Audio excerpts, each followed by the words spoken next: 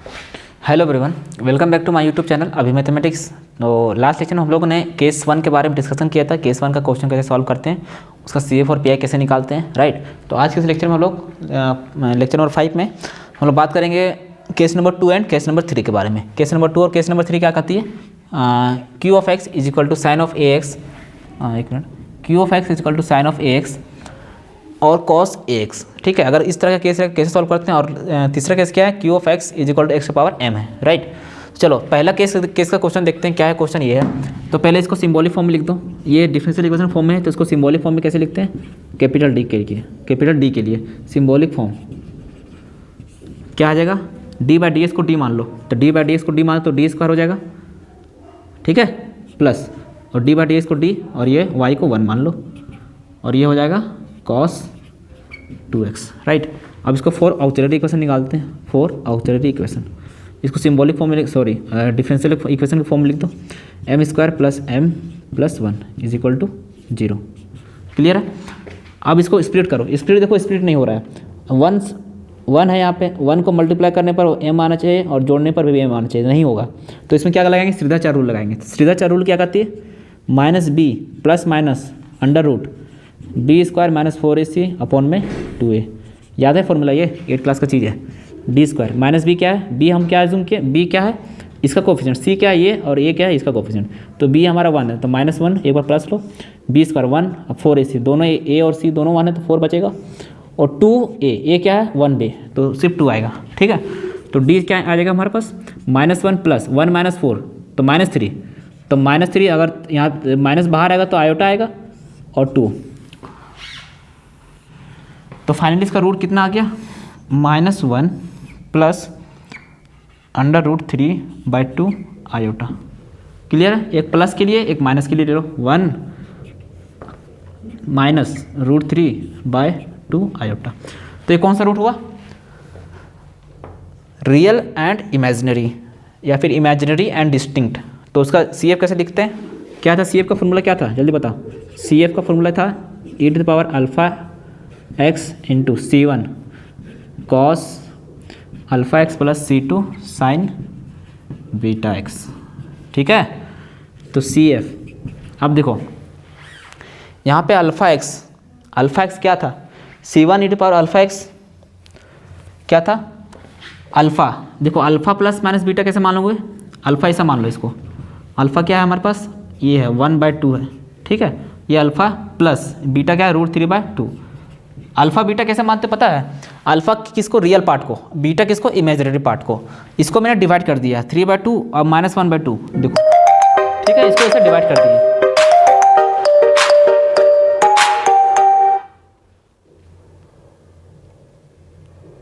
ठीक है।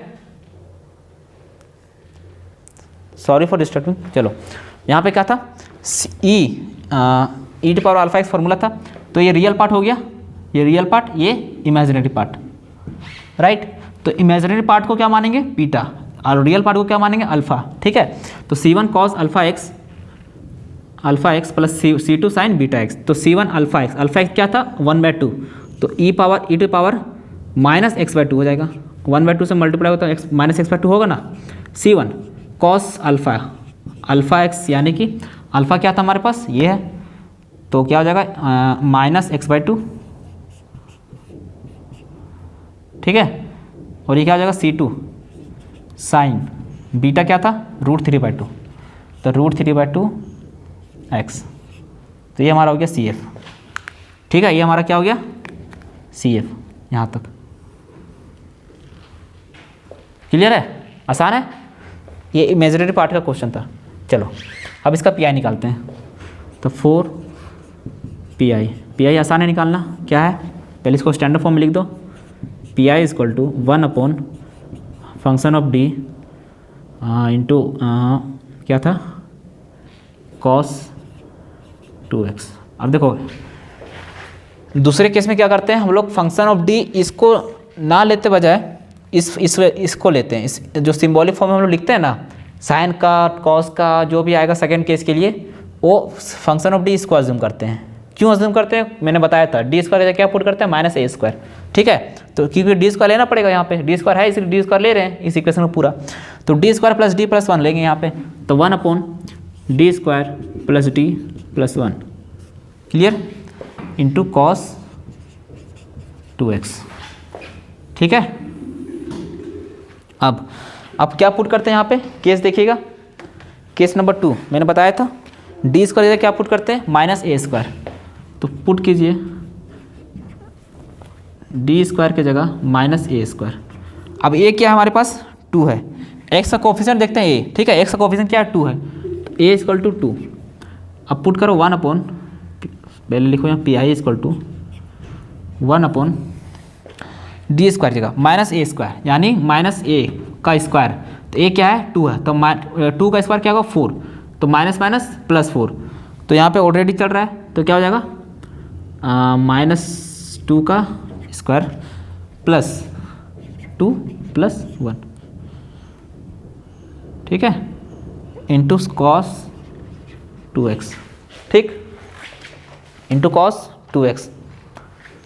ये यहाँ पे डी एज इट इज रहेगा अभी, ठीक, पी आई इक्वल टू सिर्फ डी स्क्वायर की जगह ए स्क्वायर पुट होगा, तो क्या हो जाएगा -4 plus D plus 1 into cos 2x, P I equal to -4 plus 1 क्या हो जाएगा -3 प्लस डी और कॉस 2x। देखो -3 प्लस डी, ठीक है।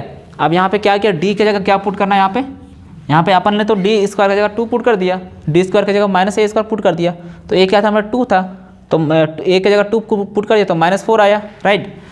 तो यहाँ पे क्या करेंगे अब, डी की जगह भाई जो वो वैल्यू पुट करेंगे जो हमारा पहले से हमारा वैल्यू दिया रहेगा। वैल्यू क्या था हमारे पास 2 था, एक्स का कोफिशिएंट आप नहीं देखेंगे इसमें, अब किसका कोफिशिएंट देखेंगे, सिर्फ वाई का कोफिशिएंट देखेंगे, क्योंकि यहाँ पे वाई तो है नहीं, तो अगर लास्ट में जो सिंगल टर्म बच जाती है, डी बच जाती है या फिर वाई बच जाती है, तो उसमें क्या पुट करेंगे, वाई का कोफिशिएंट पुट करते हैं।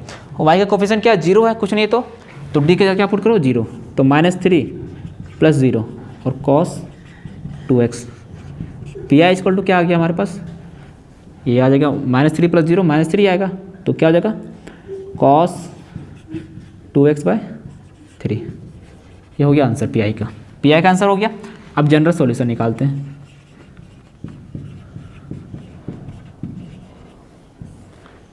P I equal to C A plus P I, sorry Y equal to C A plus P I, C F क्या था ये था और पी आई ये था, तो दोनों को जोड़ के आंसर ले आएगा, ठीक है। तो ये केस 1 का क्वेश्चन था, आई होप आप लोगों को समझ में आया होगा। अब आते हैं केस 2 का क्वेश्चन था, अब आते हैं केस 3 का क्वेश्चन। केस 3 में एक बात ध्यान रखने वाली चीज़ होती है पी आई के केस में, वो मैं बताऊँगा अभी, ठीक।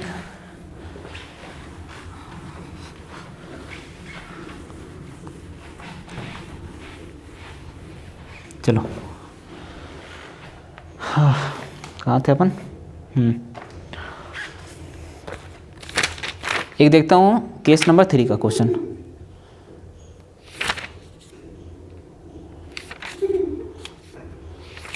मिल तो जाए, हाँ ठीक।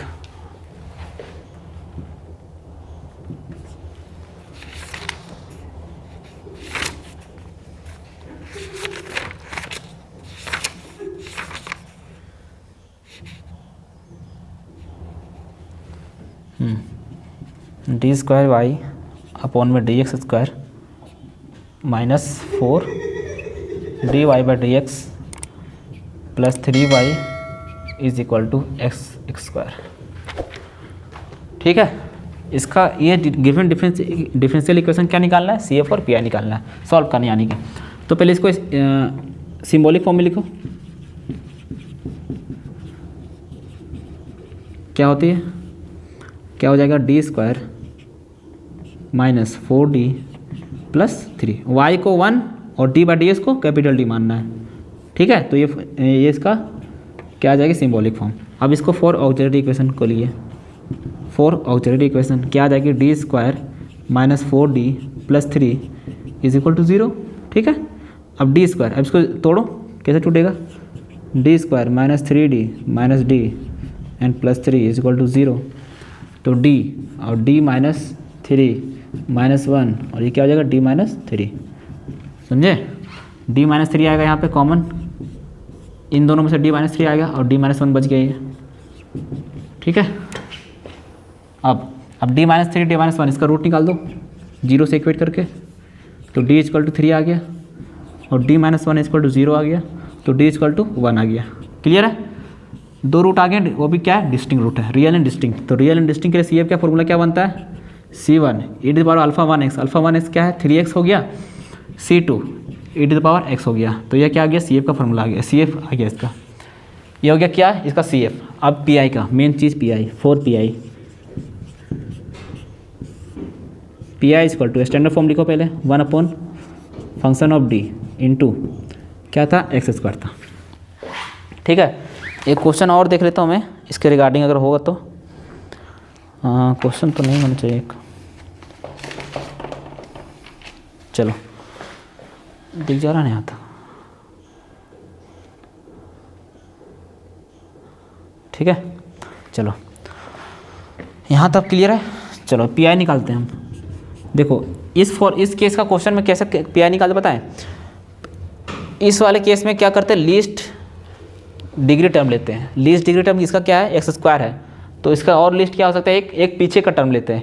x² है तो उसका पीछे का टर्म क्या है, x⁻1 है, तो इसका लीस्ट डिग्री टर्म क्या आ जाएगा, लीस्ट डिग्री टर्म 1 आ जाएगा। अब देखो इस इक्वेशन को उतार दो ऊपर वाला ये वाला, तो D² -4D एंड +3, ठीक है।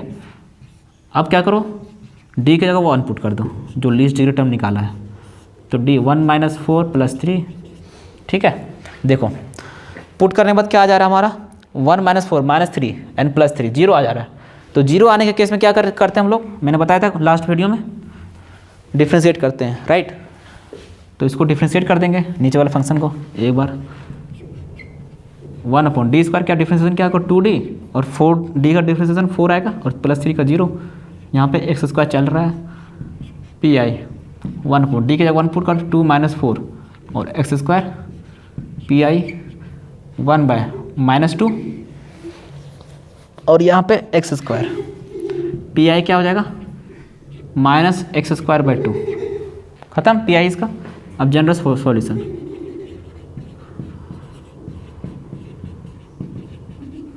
क्या आ जाएगा जनरल सॉल्यूशन, CF + PI, तो y = क्या आ जाएगा, CF क्या था, C1 e⁻3x + C2 e⁻x + PI क्या था -x², तो + -x²/2, ये हो गया हमारा आंसर, फाइनल आंसर, ठीक है।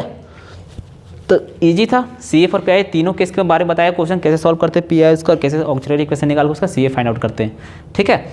अब नेक्स्ट वीडियो में हम लोग बात करें केस नंबर 4, 5, 6, 3 केस साथ में बता दूंगा। तो उस वीडियो को बहुत इंपॉर्टेंट वीडियो होने वाली है, उस वीडियो को देखिएगा। और जिन बच्चों ने ये CF PI का कॉन्सेप्ट नहीं सीखा तो प्लीज़ इस वीडियो को शेयर कर दीजिएगा और अपने दोस्तों के साथ सब्सक्राइब करवा दीजिएगा, ठीक है। सब्सक्राइब बहुत इंपॉर्टेंट है हमारे लिए और आप लोगों के लिए भी इंपॉर्टेंट होगी, ठीक है। अगर आप लोग लाइक और सब्सक्राइब कर दे तो हमको भी मोटिवेट मिलती है वीडियो बनाने की, ठीक है। तो M2 और M1 में किसी को डाउट होगी तो आप बेझिझक आप हमसे पूछ सकते हैं with the help of social media, right. चलो आज के लेक्चर में इतनी रखते हैं, मिलते हैं नेक्स्ट लेक्चर में, तब तक के लिए थैंक यू।